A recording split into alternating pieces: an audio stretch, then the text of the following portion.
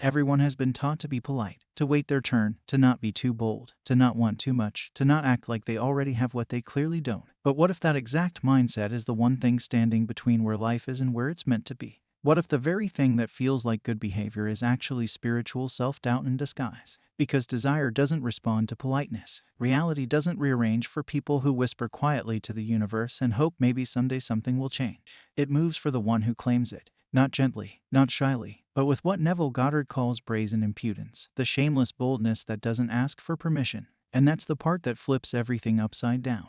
Because people are still waiting for signs, waiting for things to change on the outside, waiting for proof that it's working, when the real proof is in the decision to stop waiting and start assuming. Brazen impudence is the spiritual secret that gets buried under politeness and overthinking.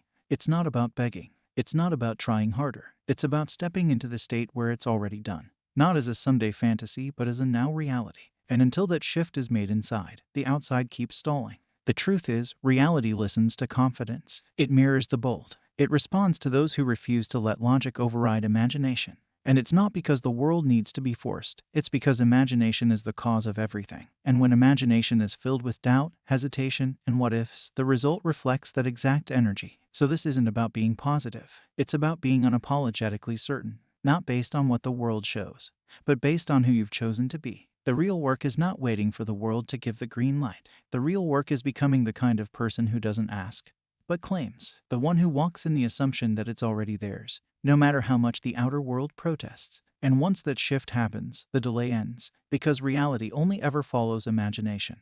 And imagination, when used with brazen impudence, does not take no for an answer. There's a story buried in the Bible. And most people read it as nothing more than a moral tale about persistence, but Neville saw what it really meant. It's the story of the friend at midnight, someone who knocks on the door and asks for bread, and at first the door is shut, the response is no. Go away, it's late, we're all asleep. But the person keeps knocking, not out of desperation, not out of fear, but out of boldness. And Jesus says that the friend doesn't get what they need because of friendship.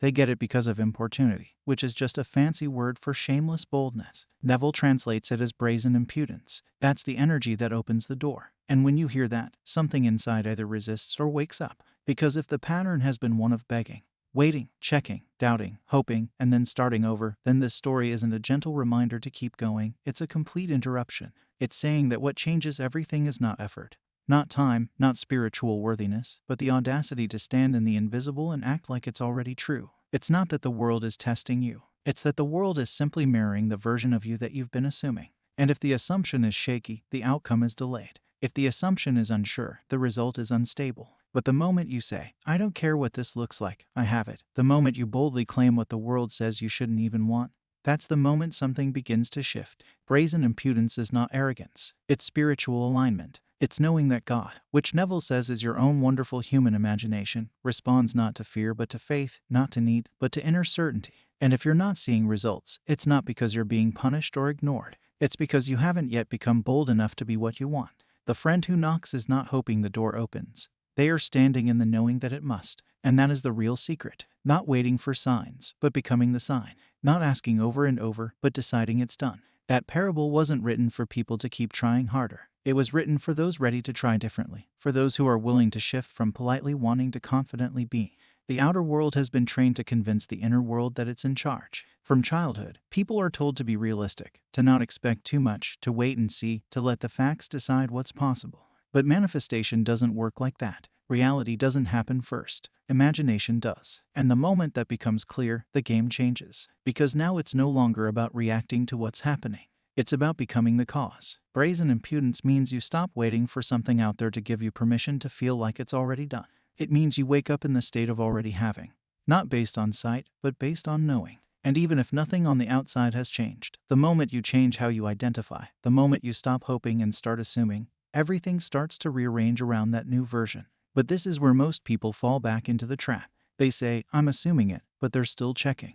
They say, I believe, but they keep searching for signs. And every time they check the 3D, they're really saying, I'm not fully sure yet. That's not brazen impudence. That's hesitation in disguise. And the universe mirrors it with more delay, more in between, more almost but not quite. Brazen impudence doesn't check. It knows. It walks. It lives in the end. It doesn't explain itself. It doesn't argue with reality. It doesn't try to convince anyone, including the rational mind. It assumes, and that assumption becomes the new law. That's why Neville always said, don't ask how, just occupy the state. Because asking how is the language of someone who hasn't yet become the version who already has it. The one who has it doesn't ask how. The one who has it just moves differently. They talk differently. They see life differently. Not because something outside shifted, but because something inside clicked. And once it does, the outer world has no choice but to follow. Reality bends to assumption, not to effort. It responds to certainty, not struggle. That's what makes brazen impudence so powerful. It's not about being loud, it's about being solid. Not a flicker of doubt, not a trace of begging. Just quiet, unapologetic inner confidence that says, it's mine, it's done, I am. And from that state, nothing is withheld. Because imagination is God, and God doesn't say no when you speak with that kind of authority. It says yes, because you finally believe yourself. There's a huge difference between asking and claiming. And most people never realize they've spent their whole lives in the energy of asking. Asking means you believe someone else has it. Asking means you see yourself as the one without. Asking means you've separated yourself from the thing you want and are now waiting for some higher force, some outer condition, or some better version of yourself to deliver it. But brazen impudence throws that mindset out the window. It doesn't ask for what it already knows it is. It claims it. And claiming doesn't mean yelling. It doesn't mean proving. It means you become it in imagination first. And then you persist in that feeling regardless of appearances. Because asking still carries the vibration of I don't have it yet. Claiming says, it's already mine. And this is where things get real. Because to claim something that hasn't shown up yet means you're going to look crazy to the logical mind. It means there will be moments when nothing matches the state you've assumed. And the old identity will try to pull you back into waiting and hoping and checking. But that's the exact moment to double down. That's the exact moment to stop being polite and start being bold. Not because you're forcing anything, but because you've finally stopped negotiating with what is. You've stopped asking if it's possible and decided that it already is. The whole world is full of people asking. Few ever claim. Few ever walk in the identity of the person who already has the thing. Not because they've earned it, not because it was proven to them, but because they understand that imagination is the only substance that matters. And when that shift is made, from asking to claiming, from hoping to knowing, things begin to show up in ways the mind can't explain. Coincidences appear. People respond differently. Opportunities come out of nowhere. Not because the world suddenly changed, but because identity changed. And the world simply mirrored it. So if the same old pattern keeps repeating, if the manifestation feels stuck or delayed, it's probably not because the method is wrong, it's because the assumption hasn't been fully claimed. The identity hasn't been fully stepped into. And the way to fix that isn't by asking louder. It's by claiming quieter, not with more words, but with deeper knowing. The kind of knowing that doesn't need to prove anything, because it already is. It's not loud. It's not fake confidence. It's not a performance. Brazen impudence isn't about pretending to feel good when you don't or saying affirmations on loop hoping something shifts. It's much simpler and much more powerful. It's the quiet, grounded feeling of already being it. The kind of feeling that doesn't need evidence, doesn't need signs, doesn't need anything to happen out there to feel secure in here.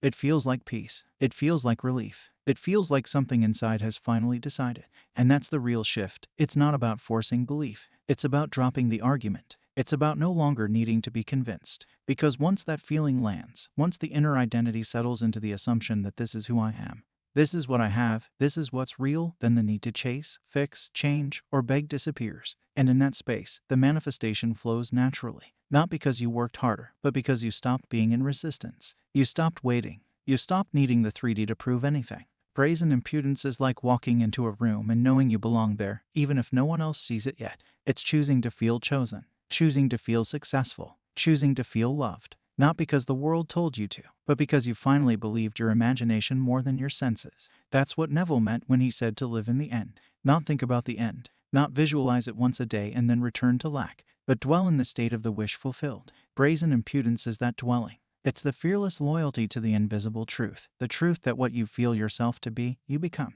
And the world will eventually catch up. Not overnight maybe, not exactly how the mind imagined. But it will happen, because once you're loyal to the state, the bridge of incidents will appear and the world will start moving. And it won't feel like force. It will feel like flow, like alignment, like inevitability, because you're no longer chasing. You're receiving, not from something outside, but from your own imagination, which was always the real source. If it still feels far away, if the desire still feels like a question instead of a fact, then the work isn't to try harder, it's to be bolder. The story of the friend at midnight ends with the door opening.